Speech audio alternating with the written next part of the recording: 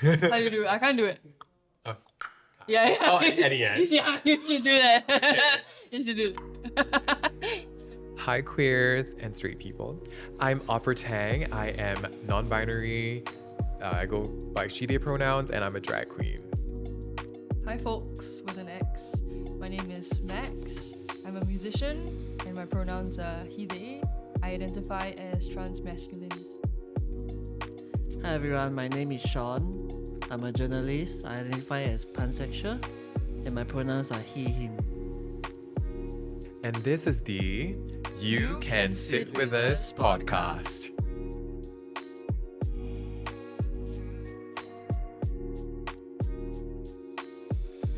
This is a group discussion, right?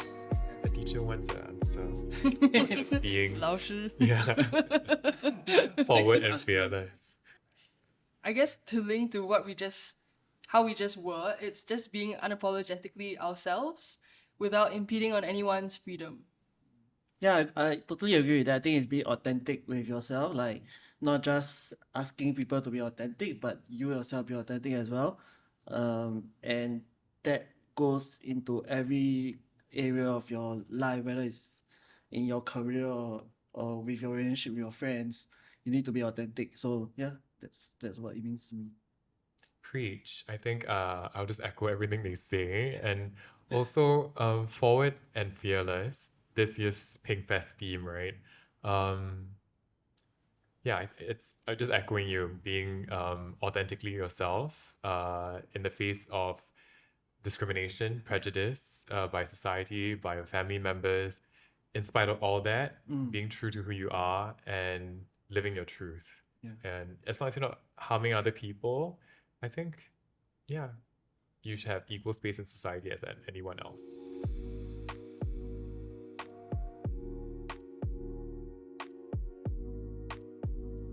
I think I answered this question before a few times. I think I also gave like different versions of the answer, but the main gist of it is that I think in my drag career and this point in my life, I am currently going through my queer puberty, is what I like to term it as. It's obviously not a biological, physiological puberty, but it's me trying to find myself, not reinvent, but align myself to what I truly am as a queer person and not restrain that, and to be fearlessly that top bitch, you know. That version of That yourself queen. that you should have Yeah. always been, right? Yes, exactly. That I've been always holding back. Yeah, but yeah, how about y'all? Yeah, I think I'm in the same phase as you, like queer puberty, because I only recently came out last week. when I was- Okay. Congratulations. Yeah. Because it was my birthday and my birthday was on Tuesday and Friday was Pansexual Awareness Day. Yeah. So it was like killing two birds with one stone, and with Pride Month coming up. Right. So I was like, it's time to come up. Like I always knew that I wasn't straight, because I'm not only attracted to cisgender women, like trans women, trans men as well, femme men, and I think, but I always, I didn't like to put a label on my Right. own sexual orientation or gender orientation, whatever it is, but I grew up as a Christian. Like I didn't have a choice. Like I was baptized as a baby, and all I knew. Same. Oh my god. Oh my All I God. knew growing up, Aaron. every Sunday I had to go to church and that's it. But as I started having a thought of opinion about my about the world, about my worldview, right? Like the worldview awakening, that kind of thing. Like I started realizing that I believe in a God, but I don't identify with what the church try to preach anymore, because like love your neighbor doesn't really apply to the LGBTQIA community. In that sense, like there are some churches that are accepting. I mean, Free Community Church is doing a very great job about Right. that, but the more traditional churches are still far behind. So I always struggled with like being attracted to someone who's not a cisgender woman. Like, I would feel uncomfortable if I walk past a transgender woman and I'm like, oh, I'm attracted, but there's something wrong with me. But I think like as I grew up, I think becoming a parent changed you. and me becoming a parent, like I want my daughter to be able to be what I said earlier, like be authentic to herself, right? And I can't teach her to to do that if if I'm not doing it myself. So I think that kind of like helped me to understand, amongst other things, that I need to claim my queerness, claim it, and be authentic to what I am and what I'm living.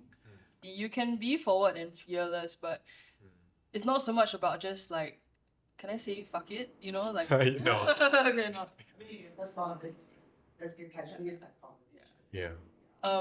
Because for me, I feel like it's very hard to be forward and fearless when there's so many limiting factors in your way that are actually like dangerous to you. Like for example, I've gotten to a place personally where I can be very much authentically myself. Previously I was Joy Alexis, right? Or just Joy, right? But recently, in the last I think 3 years or so now, I chose the name Maximus, like Max, because Like gluteus maximus. yeah, gluteus maximus, because I have an ass. Yes. How I wish I have one. But yeah. Yeah. No, that's not the reason. Yeah. It was because I reconnected with a childhood friend in 2021, and then she reminded me that actually her first moment of queer solidarity was when we were kids and we were both like tomboys. And there was a moment where it was just two of us alone playing in the room, and we went to grab like some boys' toys, and she passed me one and she said, I'm Davis and you are, and I said Maximus. Oh my god, you're reconnecting to that kid. Yeah, and when she told me that memory, which I completely suppressed as a child, because I couldn't be that person, like I just became so emotional, and I was so like glad, you know, that she told me that, because yeah, like that was who I was trying to be as a child, and then I was like, okay, yeah, this is my name. Oh And my then god, I I'm so reclaimed it.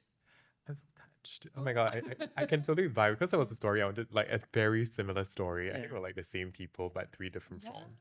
Yeah. Yeah. I like that. Yeah. Where are the tissues? I think you need to put tissues here. No, but when I was a kid also, I used to try on my sister's dresses secretly in our room that was shared. And then I performed in front of the mirror for myself. And then that was ironically the most authentic I am, but behind locked doors and closed doors. And then when I put on something else in front of everyone when I unlocked those doors, because out of fear, out of rejection, and out of discrimination, right? But now the funny thing is I wear those big princess dresses now. And every time I go on stage, right, I hold the hand of that little baby opera and I take her on stage and perform and let her know that it's okay to come out and play. So I think when drag queens perform on stage now, I think they're very fearless. And yeah, sometimes I forget that when I perform on stage, I'm more than just a performer. It is very political. I think also like it's not just on stage. On Instagram, you have 20,000 followers. That's a platform for you to also send a message out. Exactly. Be who you are and all that, right?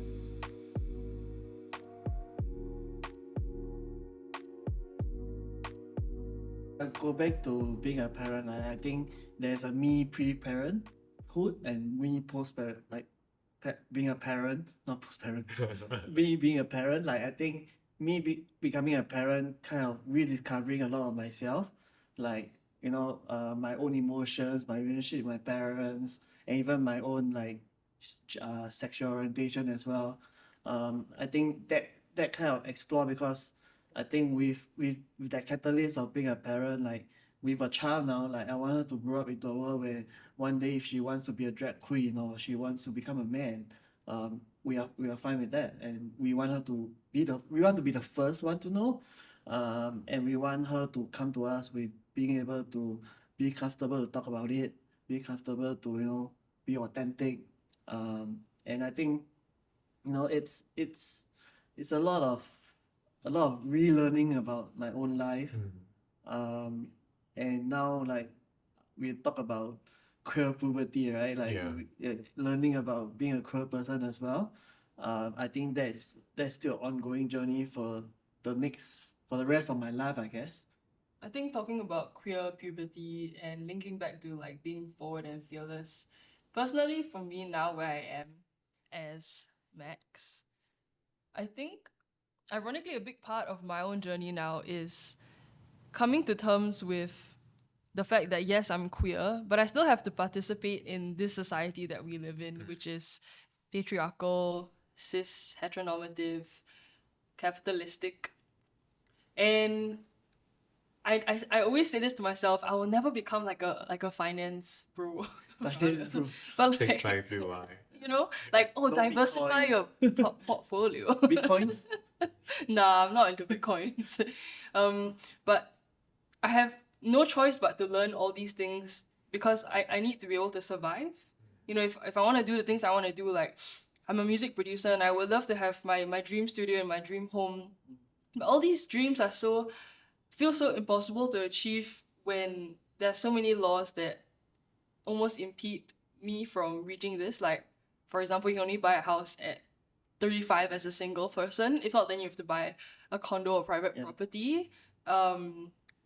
It's a different side of queerness for me because I just never really thought that I would venture into this, discovering this, I guess, what younger cishet people do, you know, when maybe you're like 21, 22, and you think about BTOing with your partner or something. Right. So to me, that is my delayed puberty. Does that make sense? You know, like only now then I know about all these things.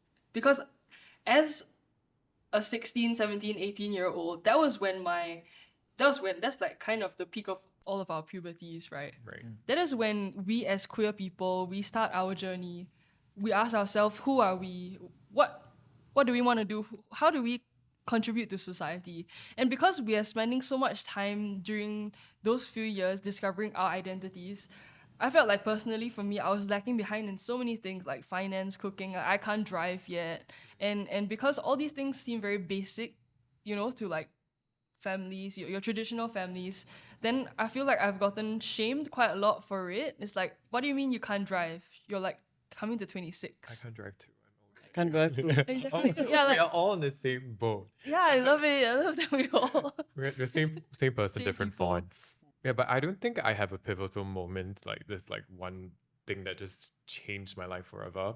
I think if anything it would be COVID because I became a drag queen when COVID happened in the midst of COVID. So like 2020, like Pink Dot when I kind of debuted my persona as opera. To make it concise, if I was gonna die, I'm gonna die a fabulous drag queen. Yeah, slay. That's all. Fuck everybody else.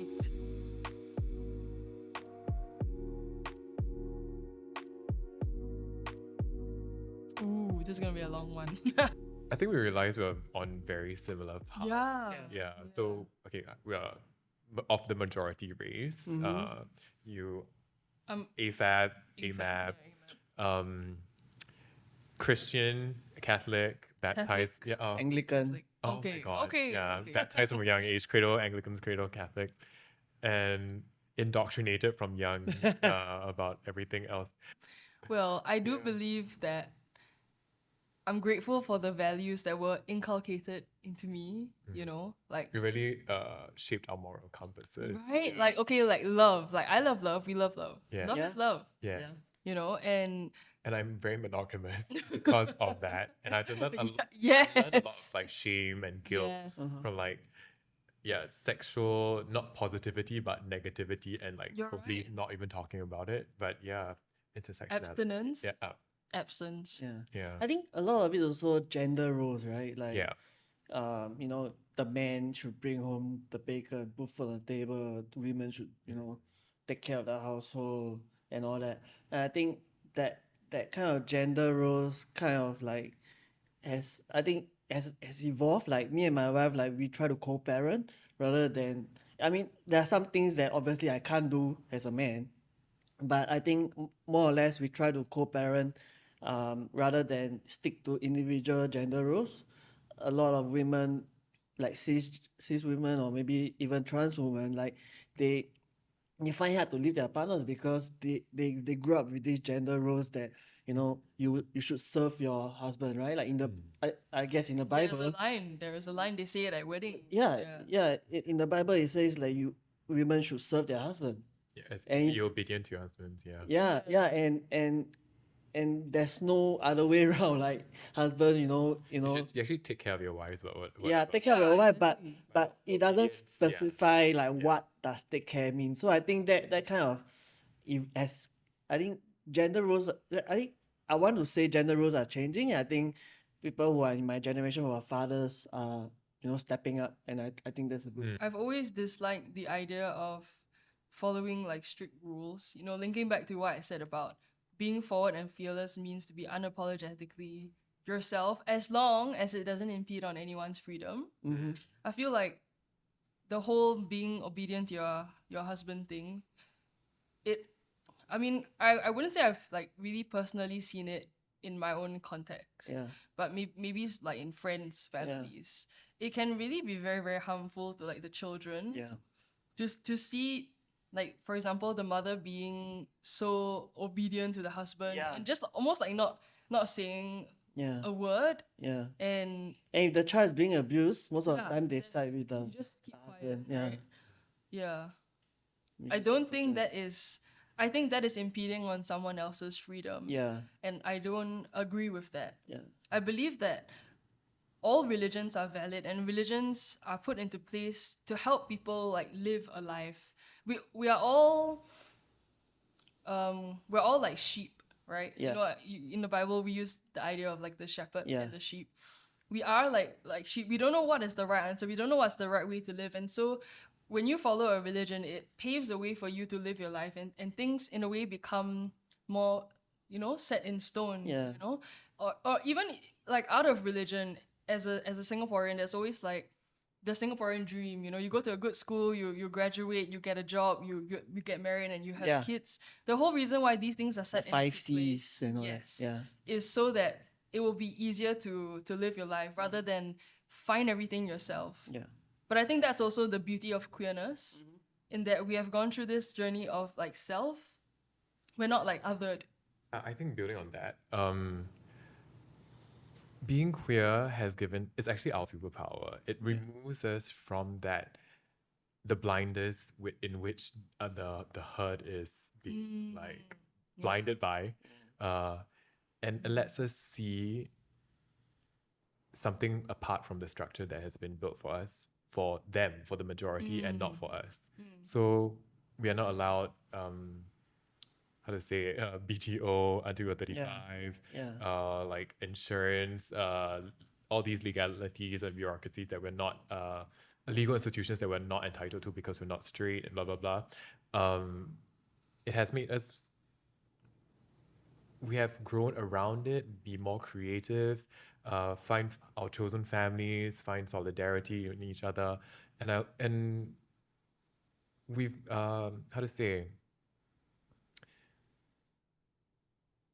where was I going with this?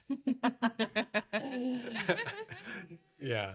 No, yeah, I know, but okay. yeah, but no, I feel like being queer is our superpower because it makes us different. It sets us apart from these people. And it's not unique in a way that we are useless or just for pure aesthetics, but it is another way of life that is beautiful and I dare to say more fun than just Correct. boring old straight heteronormativity. Yeah. Look at us. You know how there's always this argument, like linking back to religion, right? Yeah. Oh, I hope I don't get caught or cancelled. No. So much to No, say. you're speaking on your lived experience. My lived experiences.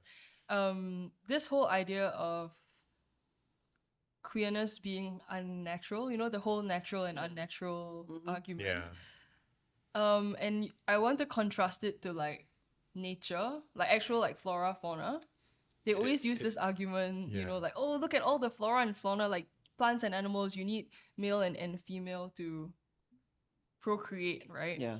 But actually, there's so much evidence of queer flora and fauna. Nature is fucking gay. Yeah, it really is. It really And is. lesbian. Some animals as Yeah. well. Yeah, exactly. There's so many animals. Transgender. Asexual. Some of them have both parts, like the snails, Transition. Love that so much.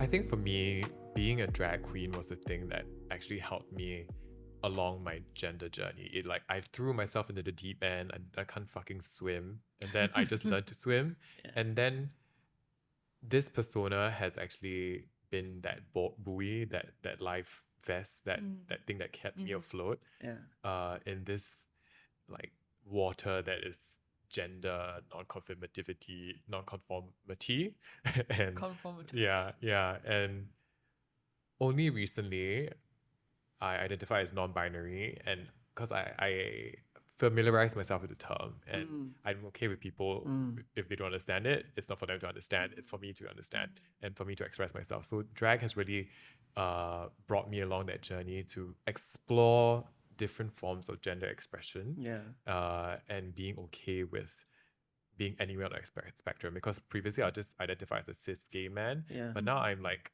I'm presenting as a woman on stage, and then like now I can literally do anything in between, Yes. right? I have agency to do that, so I'm glad I like the first step is always the hardest, and then you drown a bit, you get resurrect, and then like you can just play along the spectrum lah. It's so true. I mean, I think same for me. I do identify as trans masculine, but more recently, I've been feeling more non-binary. Not that I don't feel any more trans or any less trans, but I think my setback has been I'm just not so sure about hormones. I mean, as a child, I always look at like pictures of men, like muscly men. You know, I still do.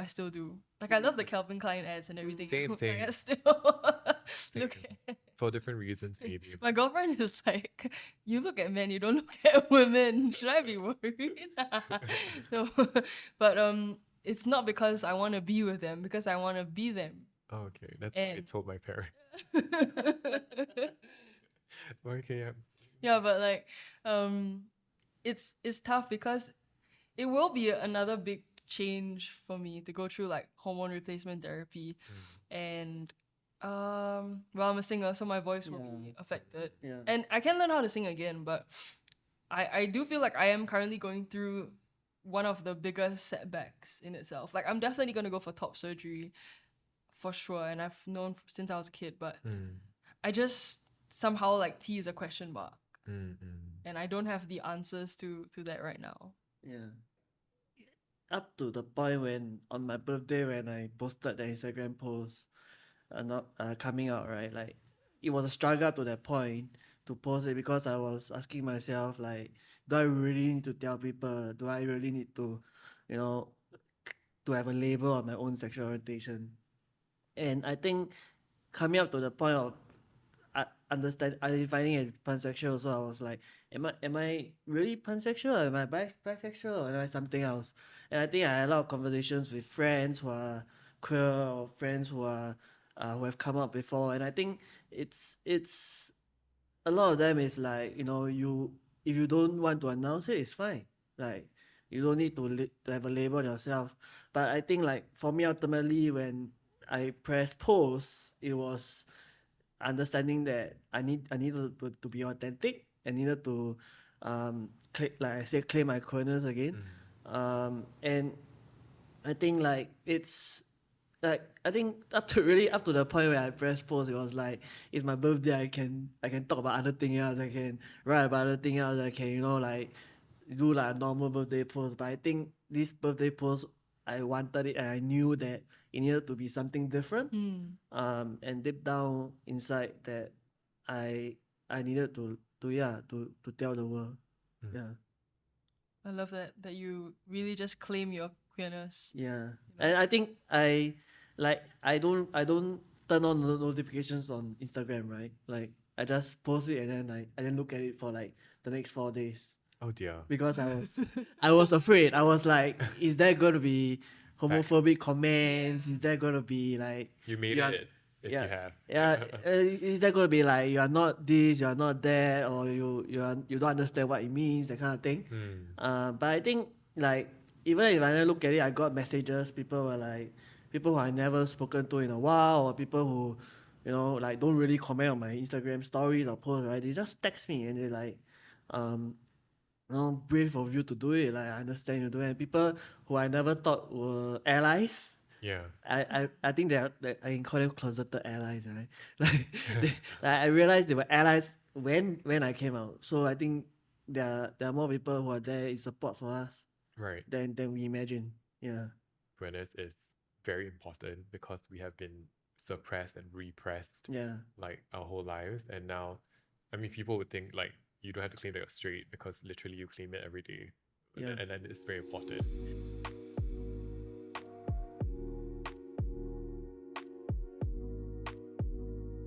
Oh my god, my number one freaking song would be I'm Not a Girl, Not Yet a Woman. Ooh.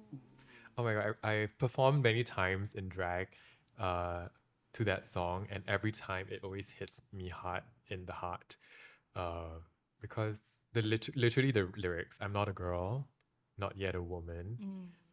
I am literally going through my puberty and I don't know where I'm gonna end up, and it's okay. Yeah. Yeah, for me, because I'm a musician, so it wouldn't be anyone else's song but my own, a few of my own. Okay, come plug it. No, but it's not released, it's unreleased. Unreleased. Unreleased. When will this podcast be out? Can you say it now? No, but I don't plan on releasing this Give us a just, Okay. just yet. You wanna sing? Where's the guitar? Bring the guitar. It's a song called I Miss the Pool, because the pool is a metaphorical it's metaphorical for my relationship, my father and my brother, but also with myself in a way, like my old body before puberty hit. Because I haven't swum in a really long time, and I love swimming. I used to love swimming as a kid. It was an activity I would do with my dad and my brother. Like, he's the monster and we would, like, try to catch him kind of thing. But I haven't been able to do that because I don't like the way the water, when the water hits like any sort of clothing, it is, how do you call it? It wraps around your body, and I haven't really liked my figure. Right. It's very gender dysphoric. Yeah. So in the song I just talk about how it's I long to go back to the pool, to be with water, and also in a way to repair my relationship with them. Right. Yeah. I don't have a particular song, but I think I think I would say a singer. I would share that maybe Sam Smith. I would say, like their journey from him to today, right? Like their songs will change throughout their journey, and I think their songs now really reflect on who they are, their authenticity. So I think they are best example of like songs that really you can see their journey from identifying as a man to non-binary. Now it's incredible. Yeah, I do love that more and more artists are coming out as and non-binary, and being bi. fearlessly. and then And you forward. can see in their songs, right? Their songs also change. Yeah. Yes.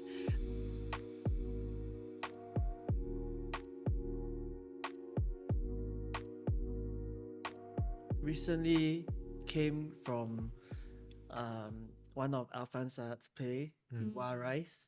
I think, can we say IMDA, because the show name is IMDA? Oh. Didn't approve the script. That's a show name. Yeah, but in that show, because they have this scene, I don't want to spoil the show, but the play, there's this scene where what the artist, the actor or actress is holding up this sign.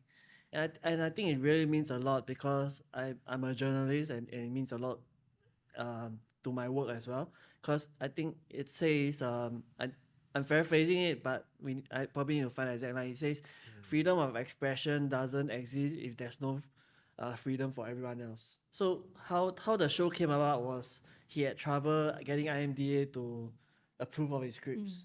So from that, his own freedom of expression was denied in that sense. That's why he says that if we all can't express ourselves freely, then there's no freedom for everybody else. Yeah. Okay. Yeah. So that stuck with me. Okay. I think I'm gonna get tattooed. Yeah. Okay. Okay. The mantra is not really popping into my head other than being unapologetically myself, as long as it doesn't impede on anyone's freedom. Yeah. because I'm very like stubborn being, and also I don't really have like long-term plans and stuff like that. I just literally follow what the vibe is, and um and my passions. And sometimes I think now this time in my life I've been taking like leaps out of the my ordinary like things that I would do.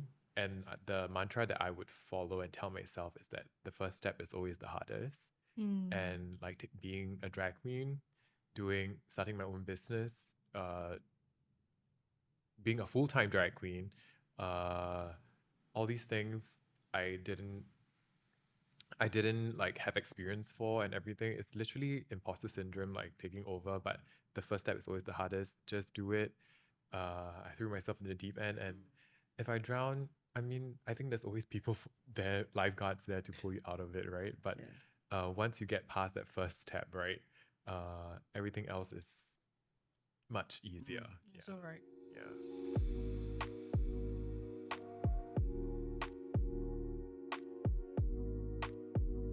I think a lot of people think that because I present and identify as trans masculine, I want to be a man. And I did think that too as a child, but like no offense to cis men, but some of them are really disgusting, and I don't want. Offense, actually. Yeah, full of Sorry, offense. sorry. So Apologize on their behalf. Don't want to be in the same category. No, I'm kidding. Yeah. No, but I think because as a child, as a child you grow. That's your biggest thing, and you want to look forward to something, right? Forward and fearless, right? I was like, okay, people want to be like, girls want to be princesses. I just want to be a good man, and that was my goal. And in order to be a good man, a good Christian Chinese man, with I guess some amount of money, you gotta look a certain way. You gotta your mannerisms. But as I grew up and I realized that is actually the antithesis of who I want to be. I just want to be me. I can be masculine and feminine and good, however you define good. I want to be like a gentleman, you know. I want to be kind to the people I love, to like anybody, you know.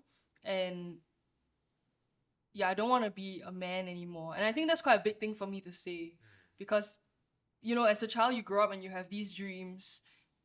To suddenly change that dream when you reach this age. But yeah, I say it with full conviction. I don't strive to be a man, and I do wish that soon enough people will get more familiar with the times. And it doesn't mean that just because I say I'm trans, it means that I want to be a man. Yeah. There's an in between. Yeah. Yeah, I think when you're young also, because you wouldn't understand the concepts to fully like grasp what gender identity is, all these big things. But you were taught that there was only this and that, man or woman. Binary. And yeah, this was closer to what you wanted to become. Yes. Then you were more aware of what you wanted to become was like, and you don't want to be that, and that's okay to change. Yeah. And Change is the only constant. yes, exactly. I think, right, there are a lot of misconceptions that are internalized within the LGBTQ community. Not everybody, but it's still like strongly held. Yes. Yeah, and I mean there are people who within the community don't understand non-binary people, and like those kind of things also. So I feel like those are the things that I would want to personally tackle, because those are people who are in my community and I feel like have shared experiences with me, rather than like the outside world who like can just do their own education before you come to our level and talk. you know. But yeah, I mean, like, okay, not all drag queens want to be women. There are women who do drag. There are trans women who do drag. There are cis gay men who do drag and find out they're non-binary drag queens. And they're non-binary in the end. I mean, so yeah, life is a journey. I think we just all want to be human, and you just want to be a good human, I guess. I think one of the hardest challenges that we faced, or I faced, was that a lot of companies were saying that we push 377A already, why you still need pink dot? And I think that is a misconception because when the government repealed 377A, they strengthened the marriage laws. They did. So now you need a change of government to change the marriage laws and not the court. So that means that marriage equality is the next step that we are fighting for. Because a lot of people want to get married. Yeah. Not just straight people, right? Yeah. And I think that was a challenge because even people in the LGBTQ community, some of them felt that the fight was over because they repealed 377A, and what comes next they don't want to find out, or they feel like if Taiwan or Thailand, I can get married there, I'll leave Singapore, and we have seen some people leave Singapore because of that. But I still feel that those who feel that Singapore is still home, where their roots are, they still want marriage equality and they still need to fight for marriage equality. So this year Pink Dot will also be about marriage equality because that's the next fight that we need. Yeah, the fight isn't over. Yeah, for sure. Yeah. Sure.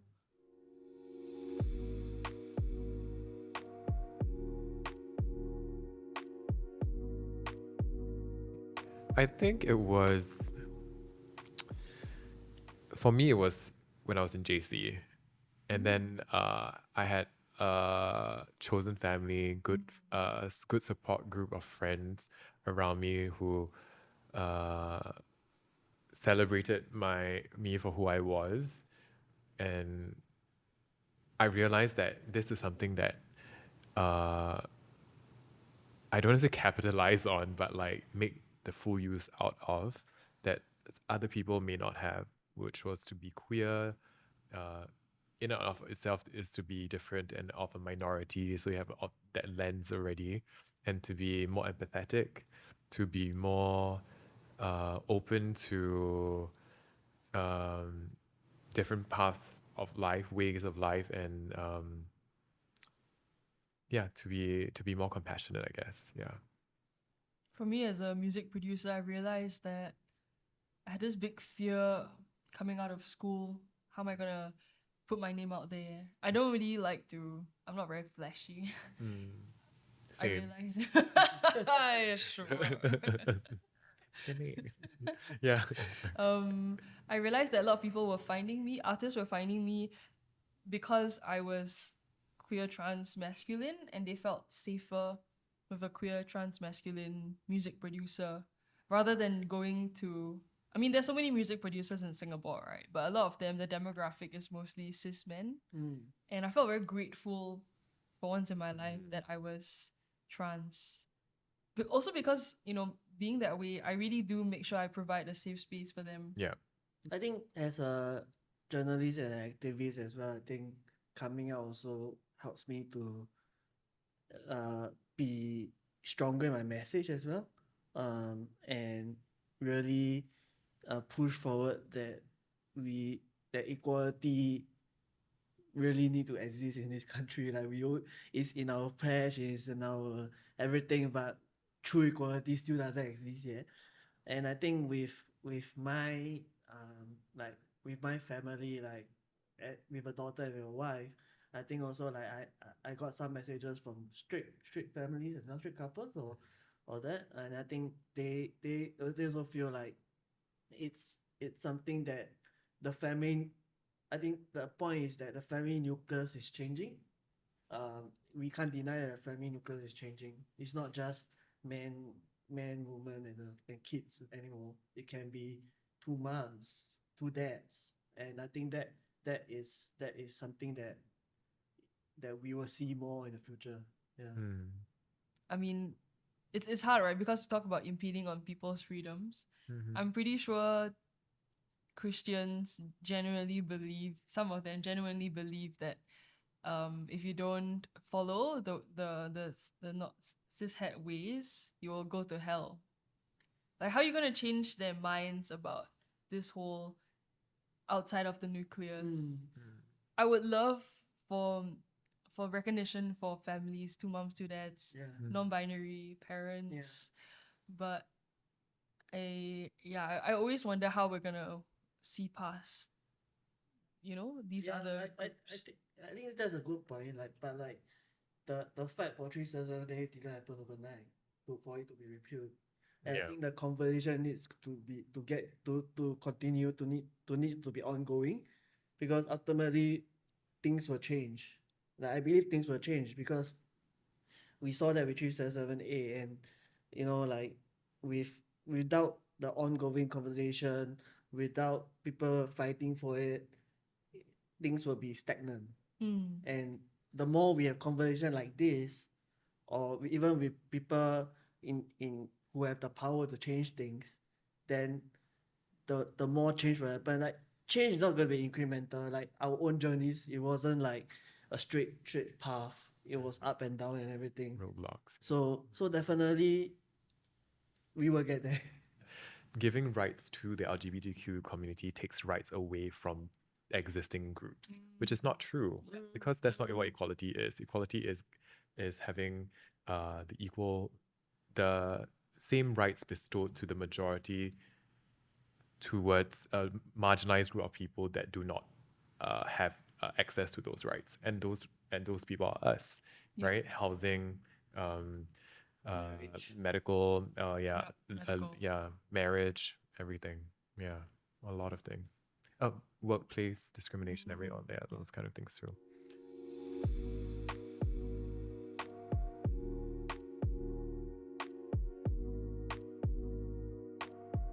I think for me it would be always be honest with yourself first. How does that sit with you? It's not just like be honest because that's the right answer, but be honest with yourself first, and I think that will help pave the way. And I think any advice that we give now is all in the context of safety and whether you are able to come out and all those kind of things and express yourself and do those kind of things, be a drag queen with your family and not get hurt. Or maybe you want to rebel against all those things also. But I think my advice is to know that you are loved and don't ever change who you are. I think for me would be, even if you're not ready to come out, also it's to help the organizations that are supporting the cause. So regardless of whether it's Pink Dot or Uga Chaga or whoever that is out there, I think actions speak louder than words. Even if you're not ready to come out, you can help people who are ready to come out or who are already in the fight. So I think it's taking up action and doing something, because you might just find yourself in the process, which is what happened to me. Yeah. As we wrap up today's episode, we just want to say a huge thank you for tuning in to listen to our lived experiences. Your support means a lot to us and we really appreciate it. And for those watching on video, you can see that we are in these very chic pink tie-dye shirts and tank tops. They are available for limited time only this Pride Month, June 2024 on finixwear.com. Get yours now.